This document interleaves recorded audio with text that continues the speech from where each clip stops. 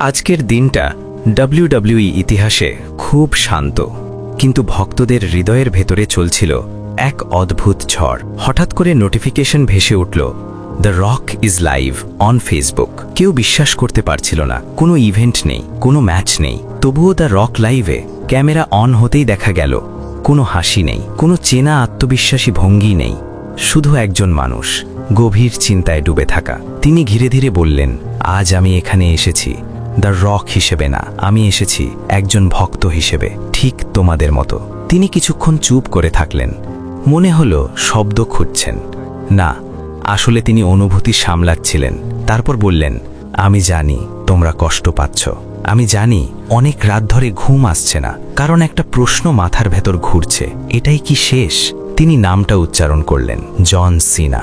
The Rock বললেন, জন সিনা শুধু একজন রেসলার না, সে একটা প্রতিজ্ঞা, সে একটা বিশ্বাস, সে এমন একজন মানুষ যে আমাদের শিখিয়েছে কখনো হার মানতে নেই। তার গলা একটু ভারী হয়ে এলো। যখন সিনা রিংয়ে আসত, তখন শুধু ম্যাচ শুরু হতো না, তখন শুরু হতো আশা। তিনি স্মৃতির ভেতর হারিয়ে গেলেন।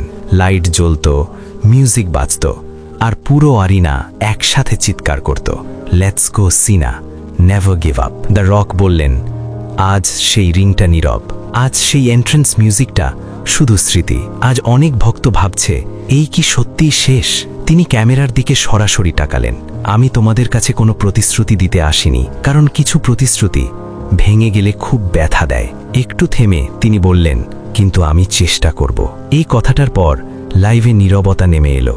আমি চেষ্টা করব যেন জন সিনা ডাব্লিউডাব্লিউই রিংয়ে থাকেন।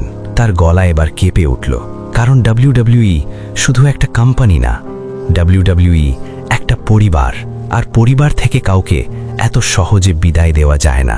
তিনি আরও বললেন, জন সিনা এই রিংকে শুধু জিততে শেখায়নি, সে আমাদের শিখিয়েছে কিভাবে হেরে গিয়েও দাঁড়াতে হয়, কিভাবে ব্যথা নিয়েও হাসতে হয়। দ্য রক একটু হাসলেন, কিন্তু সেই হাসির ভেতরে ছিল কষ্ট।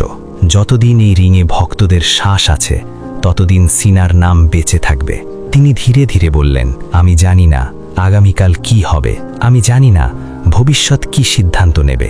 একটু থেমে শেষ কথাটা বললেন, কিন্তু আজ আমি এটুকু বলতে পারি, লেজেন্ডরা কখনো অবসর নেয় না, তারা শুধু অপেক্ষা করে সঠিক মুহূর্তের জন্য।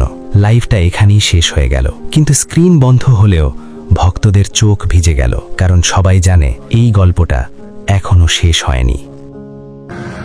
All right, this message is for the one and only, my friend, my brother, John Cena.